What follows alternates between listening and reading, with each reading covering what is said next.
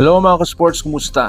Sa video nito pag-uusapan natin ang laro ng New Zealand Tall Blacks versus Gilas Pilipinas. Alam naman natin mga ka-sports na inaabangan natin to dahil sa Game 1 ay sa home court pa natin mismo. Pero bakit nga ba natalo? Ano ba ang sinabi ni Coach Tim Cone at ni Coach Jude Flabel regarding sa kanilang laro kagabi? At ating tignan ang score ng bawat player or sino ba talaga ang nagbigay ng magagandang puntos sa larong iyon. At Australia versus Guam, no? Medyo malapit lang talaga ang scoring ng dalawang kupunan kasi hindi po ito yung Team A na ipinadala ng mga Aussie. Posible bang manalo ang Gilas sa Game 2 this coming March 1? At Juan JDL at CJ Perez, no, binigay talaga nila ang kanilang best shot. Hindi lang sila daw pang PBA kundi pang international stage din. Kung trip po ang ganitong content, paiwan ng follow at pa-subscribe na din. Tara po, doing a great job of energizing the defense of Gilas Pilipinas.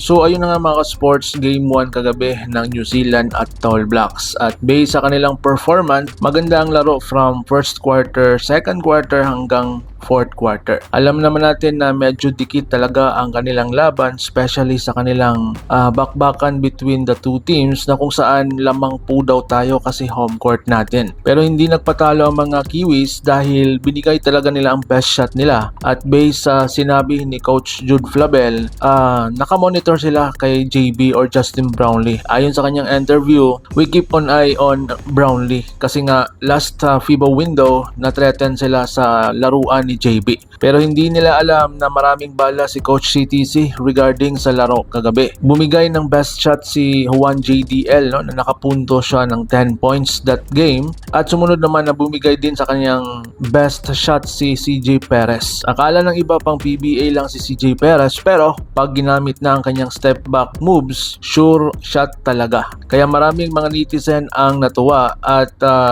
based sa mga netizen, maganda ang laruan kagabi at dinumog ang MOA Arena sa laro kagabi. Especially madaming Pinoy ang umaasa na mananalo tayo kagabi. Pero sadly to say, 66-69 ang score. 3 points lang talaga ang lamang. Sa tingin nyo mga sports, sino kaya ang may problema? Si Coach CTC or ang ating Gilas lineup? At sa ibang segment natin, nag-post ang US Embassy in the Philippines na kung saan teamwork makes the dream work, no? Meron silang explored collaboration on celebrating Freedom 250 and USPH 80 na kung saan nandito si Coach Norman Black, nandito si Ma'am Erica D at ang ibang mga players ng ating national team. Na kung saan based sa kanilang post, teamwork makes the dream work on and off the court. The U.S. Embassy welcomed Filipino-American basketball stars from PBA and the Philippine national team and explored collaboration on celebrating Freedom 250 and USPH80. These athletes embody the deep people-to-people ties and share the love for the sport. Hashtag friends, partner, allies. And may nakita tayo sa isang post, no? Sad reality kung sino pa daw ang may laing Pinoy, yun pang mukhang pera bago magsilbi para sa bayan. Based sa post nito mga sports ni Dagger Shot, no, credits to this post. Totoo ba na ganito ba ang hangad ni Kai Soto regarding sa hindi siya nakalaro this window? Kasi nga kung based lang po sa opinion ko, kung naglaro siya kagabi, posibleng mananalo talaga ang Gilas. Kasi remember 3 points lang ang lamang at kung meron tayong certified rim protector, meron tayong 7'3" na center, posible talaga mga ka-sports kasi close na close fight nga mga ka-sports na nawala si Kai Soto. How much more kung andyan si Kai, di ba? Based sa post nito, no, tignan natin na sabi niya dito, salary in Gilas 695,000 per game ang nilagay sa kontrata 2026 FIBA World Cup Asian Qualifiers pero offer rejected. Samantalang kay JC NBA caliber, salary in Gilas niya 56 million sa 2023 FIBA World Cup. Habang kay JB naman isang PBA import na ang salary daw niya sa Gilas is just happy to serve the Philippines. So deserve talaga ni JB no na maging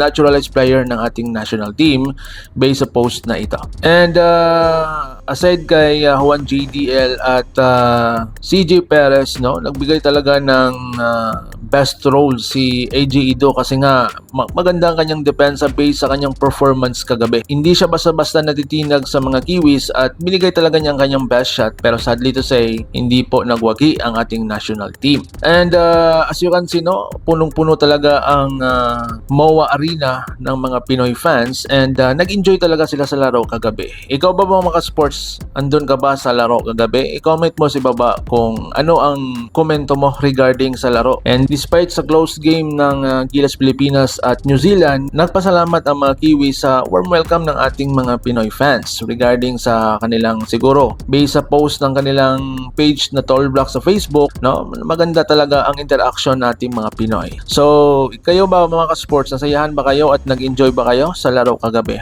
Anong masasabi nyo sa laro ng Gilas at New Zealand? At isalin nyo na din mga ka-sports kung taga saan kayo para alam ko kung saan umaabot ang video ko. Like, share, and subscribe at pahit ng bell para updated po kayo mga ka-sports sa ating mga uploads. So, paano? Ingat po kayo. With a complete set. While at the same time, Coach Richard emphasized that Gilas comes into this window better prepared, having spent significant Mga ka-sports, kung hilig ninyong bumili ng mga Gilas jersey, Gilas accessories at mga gamit na pang basketball habang nanonood po kayo sa aking mga videos, kindly check this basket on this lower part ng ating video at magpa-pop up yung ating mga items sa gilid. Mga legit po yung mga items dyan and see to it po na makabili po kayo ahead of time kasi meron po yung mga discounts and mga promos depende po sa seller. And also, kunting suporta din as a content creator po. Salamat!